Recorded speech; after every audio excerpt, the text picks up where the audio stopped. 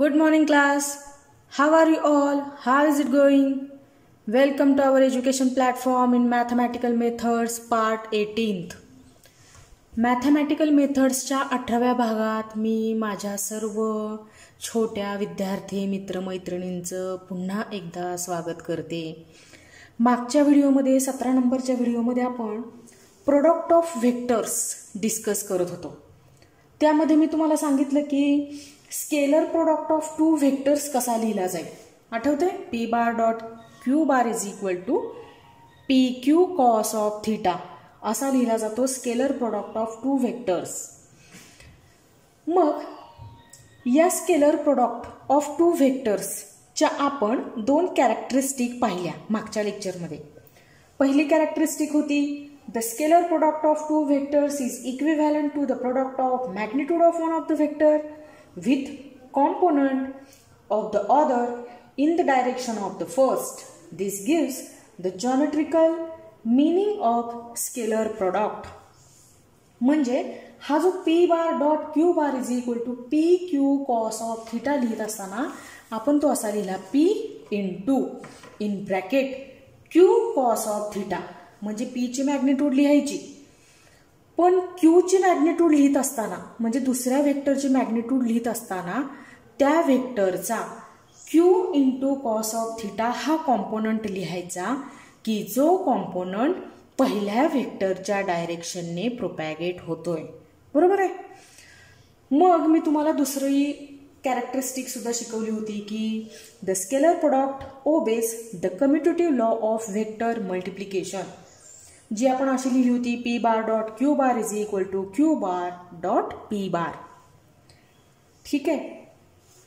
आता आपल्याला 3 नंबरची कॅरेक्टरिस्टिक शिकायची आहे की जी तुम्हाला सांगेल scalar product obeys the distributive law of multiplication.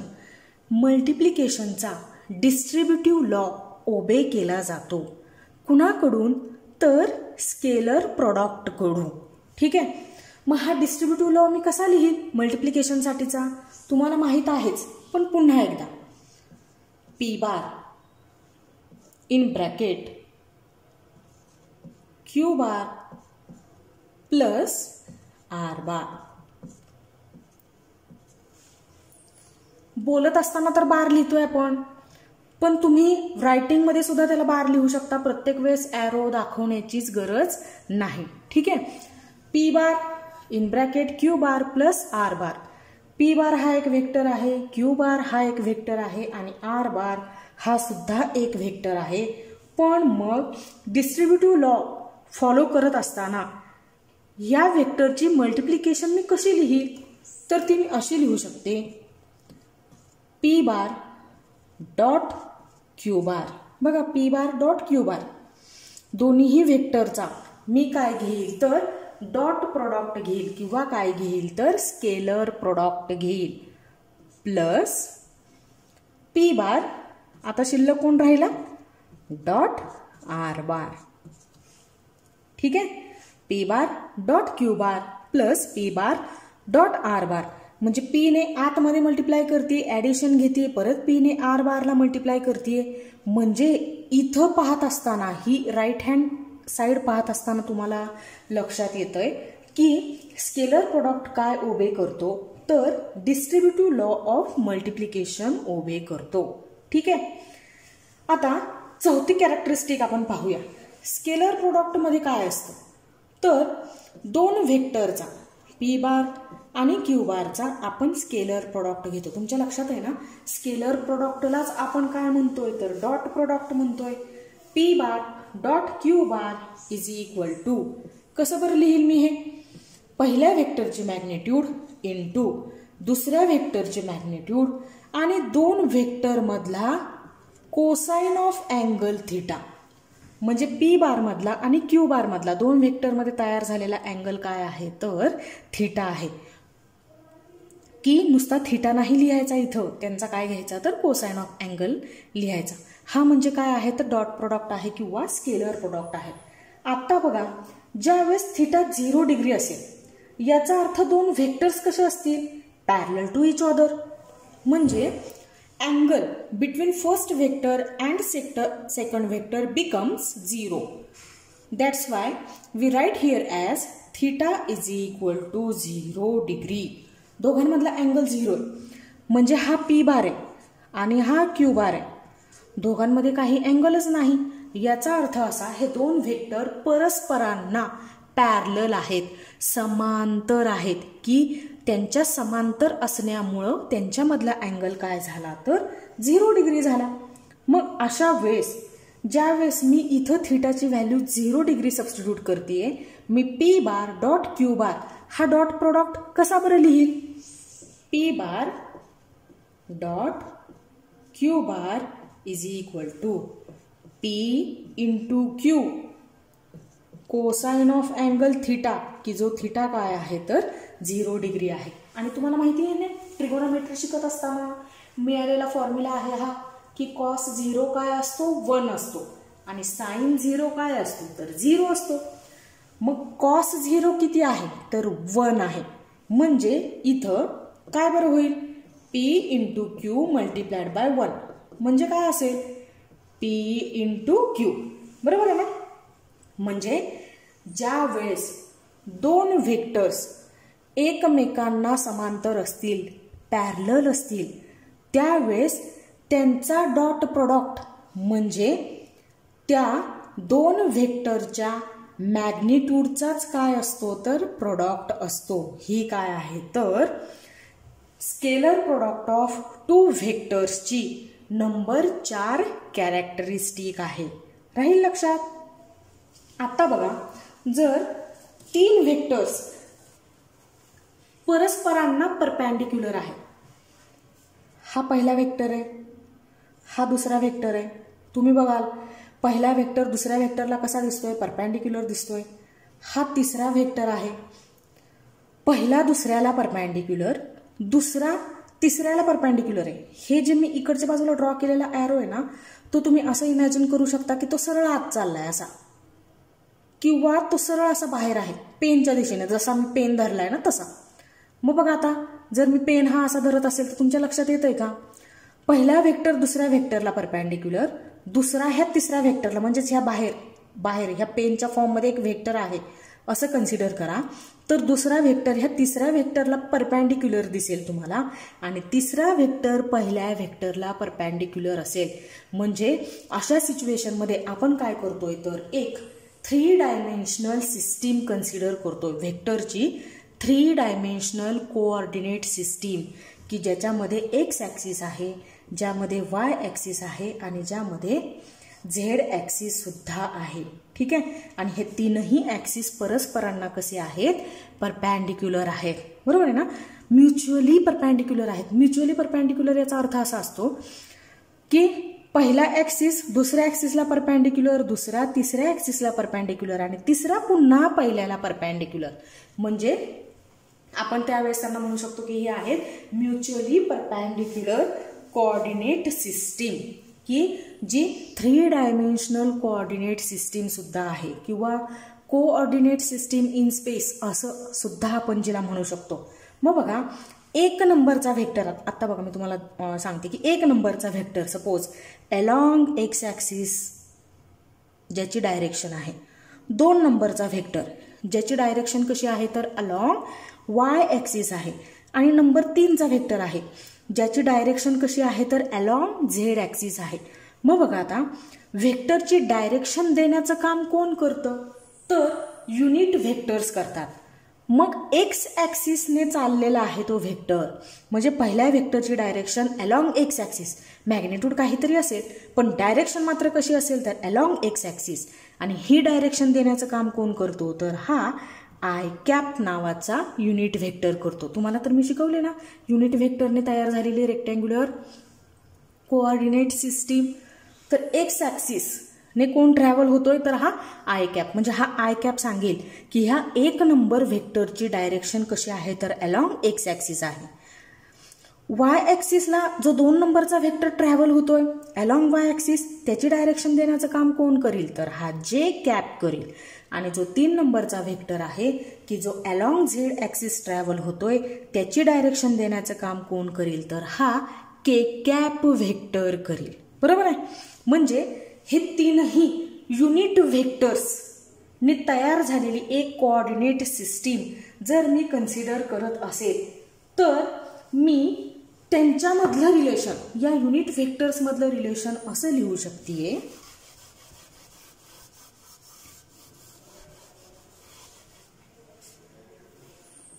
I cap dot I cap किंवा जे कॅपचा जे कॅप बरोबर घेतलेला डॉट प्रोडक्ट किंवा K cap dot K cap, K कॅपचा के कॅप बरोबर घेतलेला डॉट प्रोडक्ट हा इज इक्वल टू काय असेल तर 1 असेल, की ज्यावेळेस आय जे के की ज्यांच्यावरती कॅप आहे हे सगळे काय असतील तर युनिट व्हेक्टर्स असतील. कळतंय का तुम्हाला? युनिट व्हेक्टर्स असतील. बघा आपण कंडिशन काय लिहितोय तुमच्या लक्षात आली का? तर पी बार डॉट क्यू बार यांचा डॉट प्रोडक्ट काय लिहितोय आपण तर P Q cos of theta. हेच जर मी आता ह्या दोघांच्या बाबतीत लिहित असेल तर मी असं म्हणत असेल की हे दोन व्हेक्टर्स एकमेकांना कसे आहेत तर पॅरलल आहेत. त्यावेळेस हा थिटा काय झाला 0 झाला, कॉस 0 1 झाला. म्हणजे इथं दोन व्हेक्टर्सची काय शिल्लक राहिली तर मॅग्निट्यूड शिल्लक राहिली पी इंटू क्यू. तीच मॅग्निट्यूड जर मी या दोन युनिट व्हेक्टरच्या बाबतीत लिहित असेल तर काय बरं होईल बघा, I cap dot dot I cap दोन युनिट व्हेक्टरचा मी काय घेते तर स्केलर प्रोडक्ट घेते किंवा डॉट प्रोडक्ट घेते. तर मॅग्निट्यूड आपण अशी सुद्धा लिहू शकतो ना, असा मॉड्युलस साइन काढायचं, मॉड काढायचा आणि त्या मॉडमध्ये असेल आय कॅप डॉट दुसरा मॉड मी ड्रॉ करते आणि त्याच्यामध्ये लिहिते हा दुसरा आय कॅप. या आय कॅपचा या आय कॅप बरोबर घेतलेला डॉट प्रोडक्ट. कळतंय का?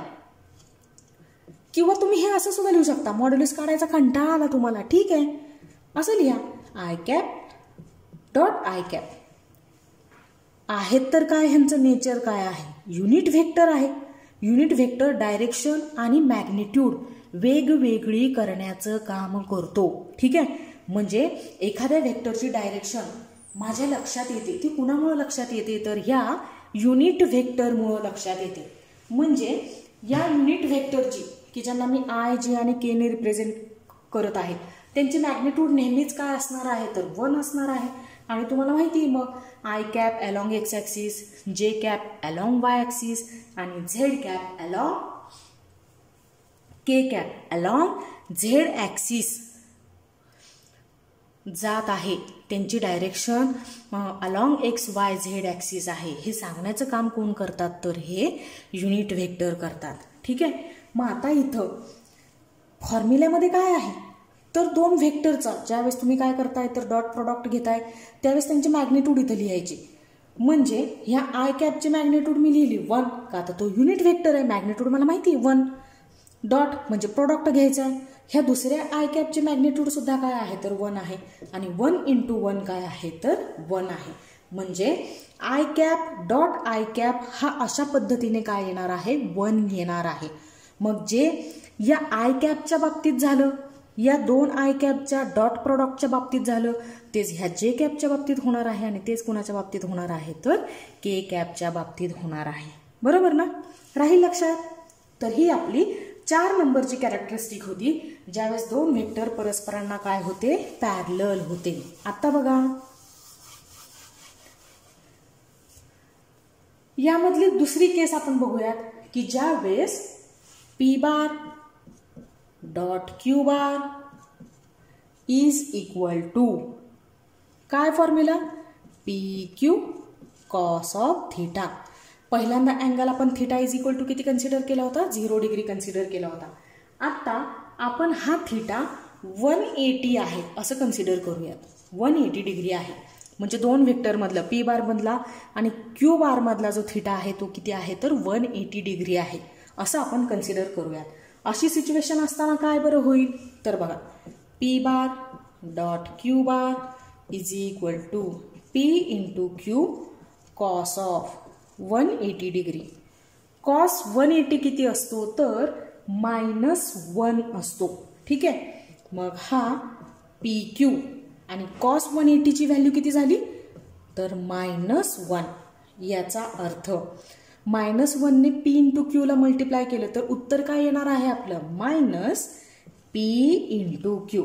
ठीक आहे, आलं का तुमच्या लक्षात. म्हणजे ज्या वेळेस पी बार आणि क्यू बार या दोन व्हेक्टरचा तुम्ही स्केलर प्रोडक्ट घ्याल किंवा डॉट प्रोडक्ट घ्याल आणि सिच्युएशन अशी असेल एखाद्या एक्झाम्पलमध्ये एखाद्या न्यूमेरिकलमध्ये की हे दोघंही एकमेकांबरोबर जो अँगल तयार करत आहेत तो आहे 180 डिग्री. त्यावेळेस म्हणजे हे अँटी पॅरलल आहेत, एक या दिशेने चाललाय आणि एक या दिशेने चाललाय आणि म्हणून यांच्यामध्ये अँगल किती तयार झालाय तर 180 डिग्री तयार झालाय. आणि अशा सिच्युएशनमध्ये जो डॉट प्रोडक्ट किंवा स्केलर प्रोडक्ट असणार आहे त्यांचा तो किती असणार आहे तर दोघांची मॅग्निट्यूडचा प्रोडक्ट असेल आणि तो निगेटिव्ह असेल -p इंटू क्यू असेल. राहील लक्षात. अजून काय बरं असू शकतं तर हे दोन व्हेक्टर्सने परस्परांबरोबर 90 डिग्रीचा अँगल केलेला असू शकतो. थिटा इज इक्वल टू अजून काय असू शकतो बरं तर 90 डिग्री असू शकतो. फॉर्म्युला हाच आहे P bar dot Q bar is equal to P Q cos of theta. फक्त आता थिटाची व्हॅल्यू किती झाली तर 90 डिग्री झाली. मग इथं जिथं मी आधी 180 डिग्री लिहिलं होतं तिथं बरं मी काय लिहील तर 90 डिग्री लिहील. आणि तुम्हाला माहिती आहे कॉस 90 किती असतो कॉस 90 ची व्हॅल्यू असते 0. म्हणजे इथं कॉस 90 ची व्हॅल्यूने मी पी क्यू ला काय करेल मल्टिप्लाय करेल की जी व्हॅल्यू आहे 0, जे मॅग्निट्यूड आहे 0. म्हणजे मग आता काय होणार आहे तर 0 ने तुम्ही पी इंटू क्यू ला मल्टिप्लाय केलं तर आपलं उत्तर किती येणार आहे 0 येणार आहे. ठीक आहे, म्हणजे P bar dot Q bar is equal to P Q into cos of 90 is equal to 0. ज्यावेळेस पी बारचा आणि क्यू बारचा आपण डॉट प्रोडक्ट घेतोय त्यावेळेस आपण ह्याची काळजी घेऊ ना की पी बार आणि क्यू बार हे काय असायला पाहिजे तर नॉट इक्वल टू 0 असायला पाहिजे. ते 0 असायला नको. म्हणजे पी बारला काहीतरी मॅग्निट्यूड असावी, क्यू बारला काहीतरी मॅग्निट्यूड असावी. म्हणजे हीच कंडिशन मी अशी लिहू शकते P bar dot Q bar is not equal to 0. जर हे 0 नसतील तर त्यांचे मॅग्निट्यूड काय नसणार नाही 0 नसणार नाही ना. ते 0 ने 0 ला मल्टिप्लाय केलं तरी आपलं उत्तर काय येणार आहे 0च येणार आहे. ठीक आहे, आता जे डायरेक्शन दाखवणारे व्हेक्टर आहेत युनिट व्हेक्टर आय जे के त्यांच्या बाबतीत ही केस कशी होईल. ते तर एकमेकांना म्युच्युअली परपेंडिक्युलर आहेत बरोबर ना. म्हणजे त्यांच्यामधला अँगल आय कॅप मधला आणि जे कॅप मधला अँगल नेहमीच किती असणार आहे तर 90 डिग्री असणार आहे. अशा सिच्युएशन मध्ये काय होईल बघा तर हाच फॉर्म्युला मी एकदा I cap dot J cap साठी लिहिते. Suppose I cap dot J cap. तर अशा सिच्युएशन मध्ये काय असेल आय इंटू जे आय जे कॉस ऑफ 90 डिग्री आणि कॉस 90 किती असतो 0. म्हणजे आय इंटू जे इंटू 0 म्हणजे आपलं उत्तर किती आलं 0. जसं आय कॅप डॉट जे कॅपच्या बाबतीत झालं तसंच कोणाच्या बाबतीत होईल तर जे कॅप डॉट के कॅपच्या बाबतीत होईल. कारण जे आणि के सुद्धा दोन्ही व्हेक्टर की जे युनिट व्हेक्टर आहेत ते सुद्धा एकमेकांना कसे आहेत तर म्युच्युअली परपेंडिक्युलर आहेत. म्हणजे मी असं सुद्धा लिहू शकते J cap dot K cap is equal to 0. यांच्या बाबतीत सुद्धा असंच होईल कॉस 90 0 होऊन जाईल. का तर आय आणि जे एक चालला एक्स ऍक्सिसने आय कॅप आणि दुसरा चालला वाय ऍक्सिसने की ज्याला मी काय म्हणते जे कॅप. आणि ज्यांच्यामधला अँगल किती आहे तर 90 डिग्री आहे आणि जो आहे 0. म्हणून कॉस 90 0 असेल आणि आय इंटू जे काय येणार आहे 0. म्हणजे ज्या ज्या वेळेस तुम्ही दोन युनिट व्हेक्टरचा डॉट प्रोडक्ट की जे एकसारखे नाहीत जे एकमेकांना म्युच्युअली परपेंडिक्युलर आहेत त्यांचा डॉट प्रोडक्ट काय येईल 0 येईल. जे कॅप डॉट के कॅपच्या बाबतीत सुद्धा तसंच होणार आहे आणि के कॅप डॉट आय कॅपच्या बाबतीत सुद्धा असंच होणार आहे. म्हणजे आपण असं इक्वेशन लिहू शकतोय का की I cap dot J cap is equal to, बघा लक्षात ठेवण्यासाठी, जे कॅप डॉट के कॅप आणि तिसरा पहिल्याला परपेंडिक्युलर आहे म्हणजे K cap dot I cap is always equals to 0 because I, J and K cap these are unit vectors and mutually perpendicular to each other. ते unit vector आहेत आणि परस्परांना कसे आहेत तर परपेंडिक्युलर आहेत. म्हणून ज्या ज्या वेळेस तुम्ही या युनिट वेक्टरचा स्केलर प्रोडक्ट घ्याल किंवा डॉट प्रोडक्ट घ्याल त्यावेळेस तो प्रोडक्ट किती येईल, 0 येईल. बरोबर राहील लक्षात. उरलेली 5वी आणि 6वी कॅरेक्टरिस्टिक आहे ती आपण आपल्या नेक्स्ट लेक्चरमध्ये शिकूयात. तोपर्यंत टेक केअर, बाय बाय.